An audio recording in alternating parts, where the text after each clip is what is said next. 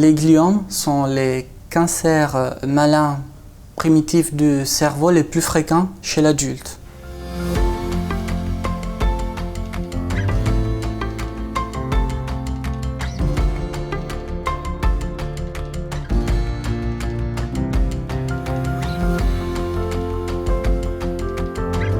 J'ai découvert l'équipe du professeur Sanson il y a 7 ans comme étudiant et depuis là, la collaboration ne s'est jamais arrêtée. Cette équipe travaille depuis plusieurs années sur la caractérisation d'un sous-type spécifique de tumeurs cérébrales, notamment des gliomes, qui présentent un gène de fusion, le gène de fusion FGFR3-TAC3. Un gène de fusion se forme quand deux gènes qui normalement sont séparés se collent ensemble et vont causer la production d'une nouvelle protéine qui normalement n'existe pas et qu'on appelle protéine de fusion, qui est la cause de la croissance tumorale. Mon projet de recherche a comme objectif de voir cette protéine de fusion comme une potentielle cible du système immunitaire.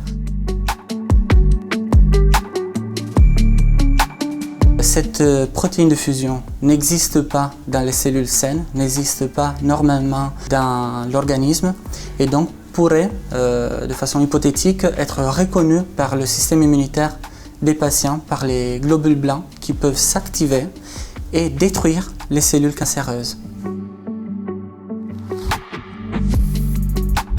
Nous allons initialement tester par des modèles mathématiques et puis in vitro exposer les globules blancs, les lymphocytes des patients à la protéine de fusion pour voir si ces globules blancs peuvent s'activer. On va mesurer cette réponse immunitaire. Or, on sait que même si on arrive à détecter une réponse immunitaire contre les cellules tumorales, la tumeur arrive à s'échapper parce qu'elle se développe. Donc, sur une deuxième partie de ce projet de recherche, on va analyser de façon très fine le micro-environnement tumoral, l'ensemble des cellules tumorales et des cellules immunitaires pour voir et comprendre les mécanismes d'échappement de la tumeur à la réponse immunitaire, au système immunitaire.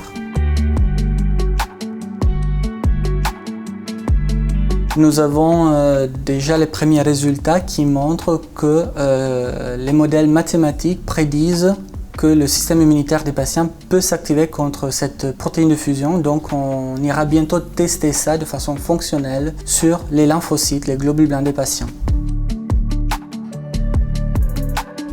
Cette recherche amène l'espoir de trouver de nouvelles pistes thérapeutiques, notamment des immunothérapies efficaces pour ces cancers qui restent toujours très difficiles à traiter. Je suis clinicien et je sais très bien qu'on est toujours à la recherche des meilleurs traitements pour nos patients dans le domaine de la neuro-oncologie. Et pour ça, il faut compter absolument sur la recherche fondamentale, parce que découvrir des nouvelles faiblesses, des nouvelles cibles thérapeutiques chez ces tumeurs pourrait nous amener à trouver de nouvelles solutions pour nos patients.